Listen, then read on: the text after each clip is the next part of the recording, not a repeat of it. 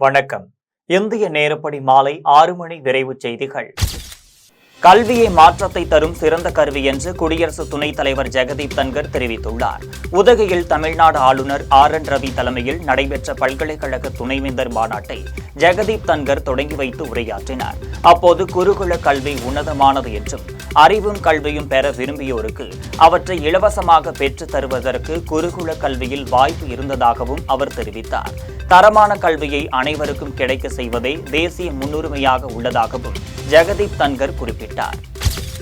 பாகிஸ்தானியரை அடையாளம் கண்டு அவர்களை திருப்பி அனுப்புவதை உறுதி செய்யும்படி அனைத்து மாநில முதலமைச்சர்களையும் மத்திய உள்துறை அமைச்சர் அமித்ஷா கேட்டுக் கொண்டுள்ளார்.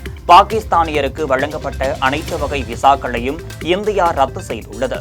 தொழில், வணிகம், மருத்துவம் ஆகியவற்றிற்காக இந்தியாவிற்கு வந்துள்ள பாகிஸ்தானியரை அடையாளம் கண்டு 2 நாட்களுக்குள் அவர்களை திருப்பி அனுப்புவதை உறுதி செய்யும்படி மாநில முதலமைச்சர்களுக்கு அமித்ஷா அறிவுறுத்தியுள்ளார். பகல்காம் படுகொலையை கண்டித்து டெல்லி ஜமா மசூதி முன்பு முஸ்லிம்கள் ஆர்ப்பாட்டத்தில் ஈடுபட்டனர். பயங்கரவாதிகளை கண்டித்து நாட்டின் பல்வேறு பகுதிகளில் ஆர்ப்பாட்டம் நடைபெற்று வருகிறது. இந்த நிலையில் டெல்லி ஜமா மசூதியில் தொழுகைக்கு பின் வெளியே திரண்ட இஸ்லாமியர்கள் பகல்காமில் அப்பாவி சுற்றுலா பயணிகளை துப்பாக்கியால் சுட்டுக் கொன்ற பயங்கரவாதிகளை கண்டித்து ஆர்ப்பாட்டத்தில் ஈடுபட்டனர். அவர்கள் தேசிய கொடியை கையில் ஏந்தியபடி பயங்கரவாதத்திற்கு எதிராக முழக்கமிட்டனர். ஆந்திர மாநிலம் சித்தூரில் இருந்து வேலூருக்கு வரும் சித்தூர் கடலூர் மாநில நெடுஞ்சாலையில் அமைந்துள்ள செங்குட்டை, கல்புதூர் ஆகிய ஊர்களில் சாலை விரிவாக்க பணிகள் நடைபெற்று வருகிறது. இதனால் கடும் போக்குவரத்து நெரிசல் ஏற்பட்டு விபத்து ஏற்படுவதாக அப்பகுதி மக்கள் வேதனை தெரிவித்துள்ளனர். மேலும் சாலை விரிவாக்க பணிகளை விரைவாக முடிக்க வேண்டும் என பொதுமக்கள் கோரிக்கை விடுத்துள்ளனர். தமிழ்நாட்டில் சட்ட ஒழுங்கு சீர்குலைவு, ஊழல் ஆகியவற்றை மறைக்க மொழி பிரச்சனையை திமுக அரசு கையில் எடுத்துள்ளதாக முன்னாள் அமைச்சர் ராஜேந்திர பாலாஜி தெரிவித்துள்ளார். விருதுநகர் மாவட்டம் ஸ்ரீவில்லிபுத்தூர் ஒன்றியம் வண்டியம்பட்டியில் அதிமுக வாக்குச்சாவடி முகவர்கள் ஆலோசனைக் கூட்டம் நடைபெற்றது. இதில் கலந்து கொண்டு பேசிய முன்னாள் அமைச்சர் ராஜேந்திர பாலாஜி, திமுகவினர் மத்திய அரசிடம் தேவையில்லாமல் சண்டை போட்டு வருவதாக தெரிவித்தார். கோவை சூலூர் நெசவாளர் குடியிருப்பில் தமிழக வெற்றிக் கழகத்தின் சார்பில் விலையில்லா வீடு கட்டும் திட்டத்தின் கீழ் கட்டப்பட்ட கோவில் வைப்பு அறையை புஸ்ஸி ஆனந்த் திறந்து வைத்தார். அதன் பின்னர் செய்தியாளர்களிடம் பேசிய அவர், கோவையில் வாக்குச்சாவடி முகவர்கள் மாநாட்டில் தமிழக வெற்றிக் கழக தலைவர் விஜய் கலந்து கொள்ள உள்ளதாக தெரிவித்தார். விழுப்புரத்தில் பல்வேறு கோரிக்கைகளை வலியுறுத்தி நியாய விலைக் கடை ஊழியர்கள் ஆர்ப்பாட்டத்தில் ஈடுபட்டனர். விழுப்புரம் புதிய பேருந்து நிலையம் அருகே நடைபெற்ற ஆர்ப்பாட்டத்தில் பொருட்களை பொட்டலமாக நியாய விலைக் கடைகளுக்கு வழங்க வேண்டும், ஊதியத்தை உயர்த்த வேண்டும் என்பன உள்ளிட்ட கோரிக்கைகளை வலியுறுத்தி முழக்கமிட்டனர். தங்களின் கோரிக்கைகளை நிறைவேற்றுவது குறித்து அரசு பேச்சு நடத்தவில்லை என்றால் ஏப்ரல் 28ஆம் தேதி சாலை மறியலில் ஈடுபட உள்ளதாக நியாய விலைக் கடை ஊழியர்கள் அறிவித்தனர். காஷ்மீரில் நடந்த பயங்கரவாத தாக்குதல் மனிதாபிமானமற்ற கொடூரமான செயல் என்று விடுதலை சிறுத்தைகள் கட்சியின் தலைவர் திருமாவளவன் தெரிவித்துள்ளார். திருச்சி காட்டூரில் பெரியார் சிலை திறப்பு விழாவில் பங்கேற்க வந்த அவர் செய்தியாளர்களிடம் பேசினார். அப்போது பல்காம் படுகொலையை தடுக்க முடியாததற்காக உள்துறை அமைச்சர் அமித்ஷா பதவி விலக வேண்டும் என கூறியது ஆதங்கத்தின் வெளிப்பாடு என்று கூறினார். திருச்சி விமான நிலையத்தில் பாங்காக்கில் இருந்து கொழும்பு வழியாக வந்த விமானத்தில் பயணிகளிடம் சுங்கத்துறை அதிகாரிகள் சோதனை நடத்தினர். அப்போது ஒருவர் 10 கிலோ கஞ்சாவை கடத்தி வந்தது தெரியவந்தது. இதையடுத்து அவரை சுங்கத்துறை அதிகாரிகள் கைது செய்து கஞ்சாவை பறிமுதல் செய்தனர். இந்தியாவில் இதன் மதிப்பு 10 கோடி ரூபாய் என சுங்கத்துறையினர் தெரிவித்தனர். தேனி மாவட்டம் கன்னிசேர்வை பட்டியில் உள்ள கருப்பசாமி கோவிலின் சுற்றுச்சுவர் அரசு நத்தம் புறம்போக்கில் இருப்பதாக கூறி வந்த புகாரை தொடர்ந்து ஆக்கிரமிப்பை அகற்ற அதிகாரிகள் முற்பட்டனர்.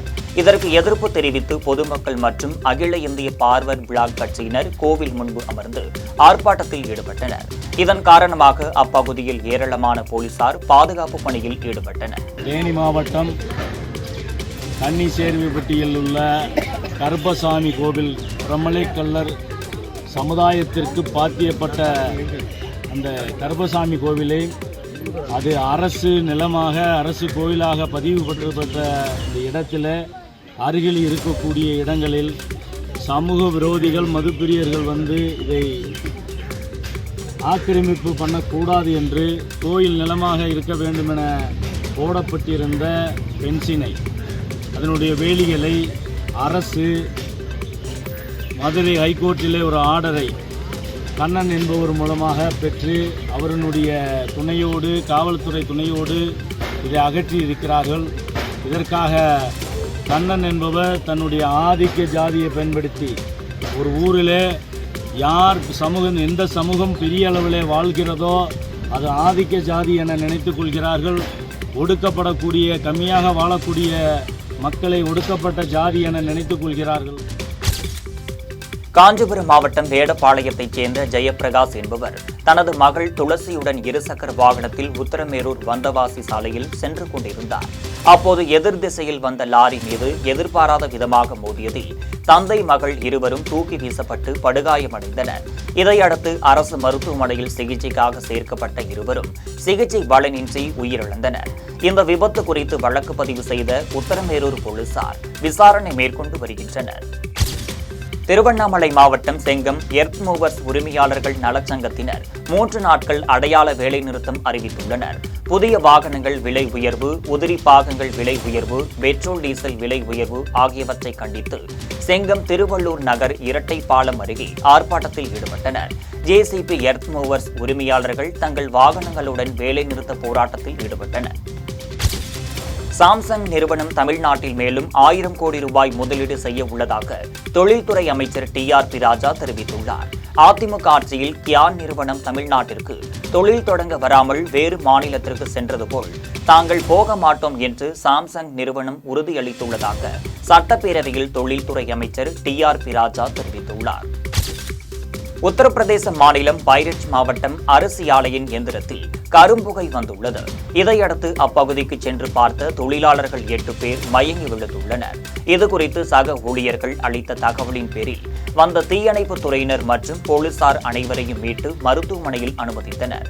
அங்கு அவர்களை பரிசோதித்த மருத்துவர்கள் ஏற்கனவே 5 பேர் உயிரிழந்துவிட்டதாக அறிவித்தனர். மேலும் 3 பேருக்கு தீவிர சிகிச்சை அளிக்கப்பட்டு வருகிறது. தஞ்சாவூர் மாவட்டம் கும்பகோணத்தில் கஞ்சா விற்கப்படுவதாக காவல் நிலையத்திற்கு தகவல் கிடைத்தது. இதையடுத்து கொட்டையூரில் வாகன தணிக்கையில் ஈடுபட்ட போலீசார் ஒரு காரை சோதனையிட்டனர். அப்போது அந்த காரில் 560 கிலோ புகையிலை பொருட்கள் இருப்பதை கண்டறிந்து அதை பறிமுதல் செய்தனர். கடத்தலுக்கு பயன்படுத்தப்பட்ட கார், கடத்தல்காரர்களின் 3 செல்போன்கள் ஆகியவற்றையும் போலீசார் பறிமுதல் செய்தனர். புகையிலை பொருட்களை கடத்தி வந்த மன்மோகித் வைஷ்ணவ், ரோனா சிங், பிரகாஷ் ஆகிய மூவரையும் கைது செய்து விசாரணை மேற்கொண்டு வருகின்றனர். திருவண்ணாமலை மாவட்டம் ஆரணியில் புதிதாக 4 பேருந்துகளை நாடாளுமன்ற உறுப்பினர் தரணிவேந்தன் கொடியசைத்து தொடங்கி வைத்தார். ஆரணியில் இருந்து சென்னைக்கு செல்லும் 2 பேருந்துகள் உட்பட 4 பேருந்துகளை அவர் தொடங்கி வைத்தார். இந்த நிகழ்ச்சியில் அரசு அதிகாரிகள், திமுக நிர்வாகிகள், பொதுமக்கள் என பலரும் கலந்து கொண்டனர். திருவண்ணாமலையில் பல கடைகளில் மாம்பழத்தை செயற்கை முறையில் கல் வைத்து பழுக்க வைத்ததாக உணவு பாதுகாப்பு துறைக்கு தகவல் கிடைத்தது. இதையடுத்து 12 பேர் கொண்ட குழுவினர் தேரடி வீதி உள்ளிட்ட பகுதிகளில் சோதனை மேற்கொண்டதில் வேதிப் பொருட்களை பயன்படுத்தி மாம்பழங்களை பழுக்க வைத்தது தெரியவந்தது. இதையடுத்து 1 லட்சம் ரூபாய் மதிப்பிலான 1.25 டன் மாம்பழங்களை பறிமுதல் செய்து அளித்தனர். செயற்கை கல் வைத்து பழங்களை பழுக்க வைத்ததால் அபராதம் விதிப்பதுடன் கடையின் உரிமம் ரத்து செய்யப்படும் என்று எச்சரிக்கை விடுத்துச் சென்றனர். திருவாரூர் மாவட்டம் வலங்கைமான் அருகே சாத்தனூர் வீரபத்திர கோவிலில் சித்திரை திருவிழா நடைபெற்றது.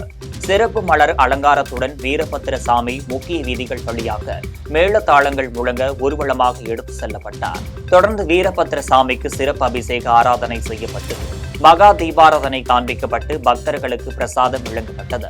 விழா ஏற்பாடுகளை சாத்தனூர் நாட்டாமை, சண்முகம் மற்றும் கிராமத்தினர் செய்திருந்தனர்.